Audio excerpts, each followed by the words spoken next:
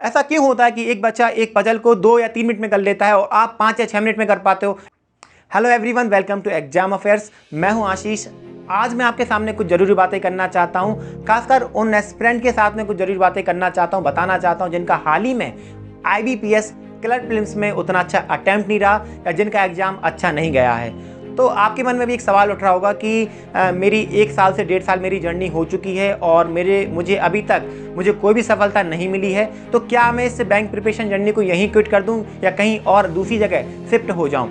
तो सबसे पहला क्वेश्चन मैं आपसे ये करना चाहूँगा कि जिस दिन आपने अपनी लाइफ में एक गोल डिसाइड किया था कि मुझे बैंक में एक जॉब चाहिए है, या जिस दिन आपने ये सोचा था कि आज से मुझे बैंक प्रिपरेशन में मेहनत करनी है, तो क्या आपने उस दिन ये नहीं सोचा कि मुझे इस पूरे पाथ में, मुझे इस पूरी जर्नी में बहुत सारे सेटबैक मिलेंगे, बहुत सारे फेलियर मिलेंगे? तो देखिए, कभी भी सफलता कभी एक बार में नहीं मिलती। आपको पता होगा कि सफलता पाने के लिए बहुत सारे प्रयास करने पड़ते हैं, बहुत सारे एफर्ट लगाने पड़ते हैं, बहुत सारी गलतियों को ओवरकम करना पड़ता है, तब जाके सफलता मिलती है।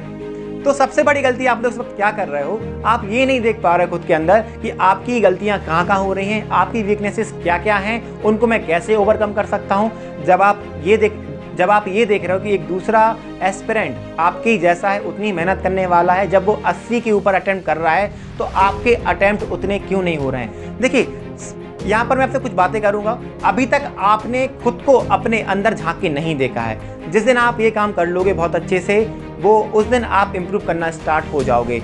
ऐसा क्यों होता है कि एक बच्चा एक पजल को 2 या 3 मिनट में कर लेता है और आप 5 या 6 मिनट में कर पाते हो? ऐसा क्यों होता है कोई एक दूसरा बच्चा किसी सिंप्लीफिकेशन क्वेश्चन को कुछ सेकंड में कर देता है और आप किसी क्वेश्चन को 1 मिनट लगा देते हो? वाई? आप उस रीजन को जानिए, पहचानिए।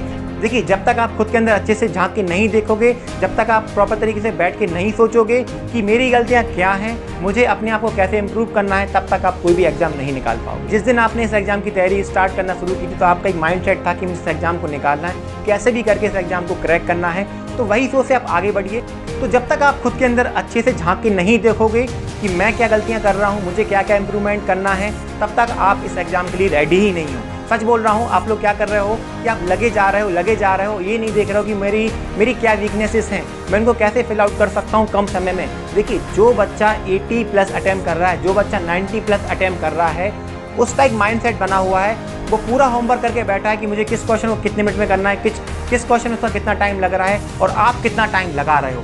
क्या आपके पास वो प्रॉपर प्लानिंग है? नहीं होगी ना। तो सबसे पहले जाइए, बैठिए, सोचिए, उस पर टाइम दीजिए। ठीक है, अभी आपके पास टाइम है, अभी आने वाला एग्जाम SBI PO प्री है, तो उसकी आप मेहनत करो। तो यहाँ पर जरूरत है माइक्रो एनालिसिस की।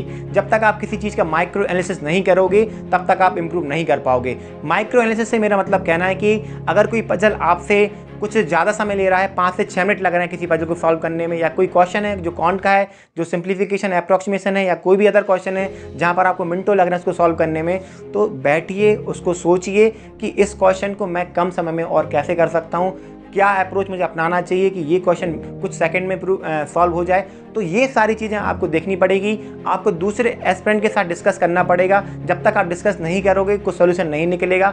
देखिए, कभी भी तैयारी करो तो ग्रुप में करो, कभी अकेले मत करो। कुछ ऐसे अपने साथी बनाओ कि जो आप लोग के लिए हेल्पफुल हो। बात रही इंग्लिश की, तो इंग्लिश को आपको पढ़ना पड़ेगा अच्छे से, प्रॉपर रीडिंग स्किल्स को आपको बनानी पड़ेगी। ऐसा नहीं कि आप रूल्स पर रूल्स याद करते जा रहे हो। क्या होता है कि अगर आप एक लैंग्वेज की तरह पढ़ोगे, तो उतनी अच्छे से आप इंप्रूव कर पाओगे।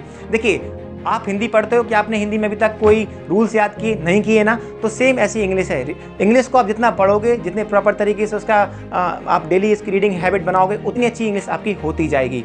तो आपके पास कोई और दूसरा रास्ता नहीं है। अगर आपके पास कोई दूसरा रास्ता है तो आप क्विट कर सकते हैं। अगर आपके पास यही रास्ता है, यही आपका उद्देश्य है, तो आप इस एग्जाम के लिए अभी भी तैयारी कर रहे हो, करते रहिए, लगे रहो, अपने आप के वर्क करो, मेहनत करो और इम्प्रूव करो। मिलते हैं अगली वीडियो में। अगर आपको वीडियो पसंद आई हो तो प्लीज़ इसको लाइक करना, सब्सक्राइब करना।